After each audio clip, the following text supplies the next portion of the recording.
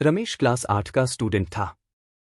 वह जब क्लास में होता तब बाहर खेलने के बारे में सोचता और जब खेलने का मौका मिलता तो वो कहीं घूमने के बारे में सोचता। इस तरह वह कभी भी प्रेजेंट मोमेंट को एंजॉय नहीं करता बल्कि कुछ न कुछ आगे का सोचा करता। उसके घरवाले और दोस्त भी उसकी इस आदत से परेशान थे। एक बार रमेश अकेले ही पास के जंगलों में घूमने निकल गया। थोड़ी देर चलने के बाद उसे थकान हो गई और वह वहीं नरम घासों पर लेट गया। जल्द ही उसे नींद आ गई और वह सो गया। सोने के कुछ देर बाद एक आवाज आई, रमेश, रमेश। रमेश ने आंखें खोली तो सफेद वस्त्रों में एक परी खड़ी थी।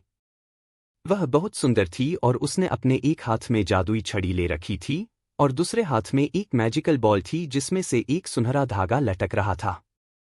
रमेश परी को देखकर खुशी से झूम उठा और कुछ देर परी से बातें करने के बाद बोला, आपके हाथ में जो छड़ी है उसे तो मैं जानता हूं, पर आपने जो ये बॉल ली हुई है उससे ये सुनहरा धागा कैसा लटक रहा है? परी मुस्कुराई, रमेश, यह कोई मामूली धागा नहीं, दरअसल यह तुम्हारे जीवन की डोर है। अगर तुम इसे हल्का सा खींचोगे तो तुम्हारे जीवन के कुछ घंटे कुछ सेकंड्स में बीत जाएंगे। यदि इसे थोड़ा तेजी से खींचोगे तो पूरा दिन कुछ मिनटों में बीत जाएगा और अगर तुम उसे पूरी ताकत से खींचोगे तो कई साल भी कुछ दिनों में बीत जाएंगे। तो क्या आप ये मुझे दे सकती हैं? रमेश ने उत्सुकता से पूछा। हाँ, क्यों नहीं, ये लो, पकड़ो इसे, पर ध्यान रहे एक बार अगर समय में तुम आगे चले गए तो पीछे नहीं आ सकते। परी ने जीवन की डोर रमेश के हाथों में थमाते हुए कहा और फौरन अदृश्य हो गई। अगले दिन रमेश क्लास में बैठा खेलने के बारे में सोच रहा था, पर टीचर के रहते वो बाहर जाता भी तो कैसे? तभी उसे परी द्वारा दी गई सुनहरे धागों वाली बॉल का ख्याल आया। उसने धीरे से बॉल निकाली और डोर को जरा सा खींच दिया। कुछ ही सेकंड्स में वह मैदान में खेल रहा था। वह मजा आ गया, रमेश ने मन ही मन सोचा। फिर वह कुछ देर खेलता रहा, पर मौजूदा वक्त में ना जीने की अपनी आदत के अनुसार वह फिर से कुछ ही देर में ऊब गया और सोचने लगा, ये बच्चों की तरह जीने में कोई मजा नहीं है, क्यों न मैं अपने जीवन की डोर को खींचकर जवानी में चला जाऊं। और झटपट उसने डोर कुछ तेजी से खींच दी। रमेश अब एक शादीशुदा आदमी बन चुका था और अपने 2 प्यारे प्यारे बच्चों के साथ रह रहा था।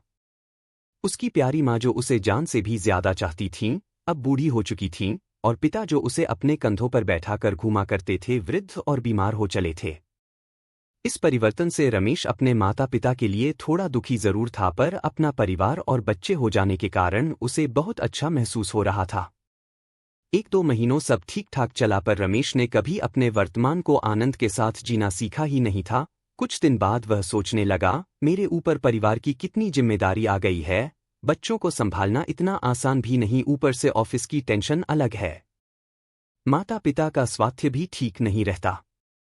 इससे अच्छा तो मैं रिटायर हो जाता और आराम की जिंदगी जीता। और यही सोचते सोचते उसने जीवन की डोर को पूरी ताकत से खींच दिया।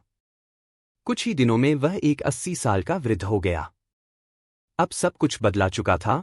उसके सारे बाल सफेद हो चुके थे, झुर्रियां लटक रही थीं। उसके माता पिता कब के उसे छोड़कर जा चुके थे, यहाँ तक कि उसकी प्यारी पत्नी भी किसी बीमारी के कारण मर चुकी थी। वह घर में बिल्कुल अकेला था, बस कभी कभी दूसरे शहरों में बसे उसके बच्चे उससे बात कर लेते।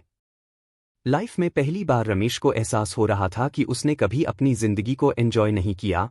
उसने न स्कूल डेज में मस्ती की, न कभी कॉलेज का मुंह देखा। वह न कभी अपनी पत्नी के साथ कहीं घूमने गया और न ही अपने माता पिता के साथ अच्छे पल बिताए। यहाँ तक कि वो अपने प्यारे बच्चों का बचपन भी ठीक से नहीं देख पाया। आज रमेश बेहद दुखी था। अपना बीता हुआ कल देखकर वह समझ पा रहा था कि अपनी बेचैनी और व्याकुलता में उसने जीवन की कितनी सारी छोटी छोटी खुशियां यूं ही गवा दी। आज उसे वो दिन याद आ रहा था जब परी ने उसे वो मैजिकल बॉल दी थी। एक बार फिर वह उठा और उसी जंगल में जाने लगा और बचपन में वह जिस जगह परी से मिला था वही मायूस बैठ अपने आंसू बहाने लगा। तभी किसी की आवाज आई, रमेश, रमेश। रमेश ने पलट कर देखा तो एक बार फिर वही परी उसके सामने खड़ी थी। परी ने पूछा, क्या तुमने मेरा स्पेशल गिफ्ट एंजॉय किया? पहले तो वो मुझे अच्छा लगा, पर अब मुझे उस गिफ्ट से नफरत है। रमेश क्रोध में बोला, मेरी आंखों के सामने मेरा पूरा जीवन बीत गया और मुझे इसका आनंद लेने का मौका तक नहीं मिला। हाँ, अगर मैं अपनी जिंदगी नॉर्मल तरीके से जीता तो उसमें सुख के साथ दुख भी होते, पर मैजिकल बॉल के कारण मैं उनमें से किसी का भी अनुभव नहीं कर पाया। मैं आज अंदर से बिल्कुल खाली महसूस कर रहा हूँ। मैंने ईश्वर का दिया ये अनमोल जीवन बर्बाद कर दिया, रमेश निराश होते हुए बोला। ओहो, तुम तो मेरे तोहफे के शुक्रगुजार होने की बजाय उसकी बुराई कर रहे हो। खैर, मैं तुम्हें एक और गिफ्ट दे सकती हूँ, बताओ क्या चाहिए तुम्हें, परी ने पूछा। रमेश को यकीन नहीं हुआ कि उसे एक और वरदान मिल सकता है। वह खुशी से भावुक होते हुए बोला, मम मैं फिर से वही पहले वाला स्कूल बॉय बनना चाहता हूँ। मैं समझ चुका हूँ कि जीवन का हर एक पल जीना चाहिए। जो अभी को कोसता है वो कभी खुश नहीं हो पाता, उसका जीवन खोखला रह जाता है। प्लीज प्लीज मुझे मेरे पुराने दिन लौटा दो। प्लीज प्लीज प्लीज ना। तभी एक आवाज आती है, उठो बेटा, तुम यहाँ इन जंगलों में कैसे आ गए, और ये सपने में प्लीज प्लीज क्या बड़बड़ा रहे थे। रमेश आंखें खोलता है। अपनी माँ को आंखों के सामने देखकर वह कसकर उनसे लिपट जाता है और फूट फूट कर रोने लगता है। वह मन ही मन परी का शुक्रिया अदा करता है और कसम खाता है कि अब वो जीवन के अनमोल पलों को पूरी तरह जिएगा और डे ड्रीमिंग और कल के बारे में सोचकर अपने आज को बर्बाद नहीं करेगा।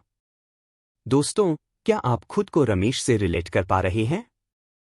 कई बार ऐसा होता है कि हम आज की खूबसूरती को सिर्फ इसलिए नहीं देख पाते क्योंकि हम एक सुंदर कल के बारे में सोचने में खोए रहते हैं।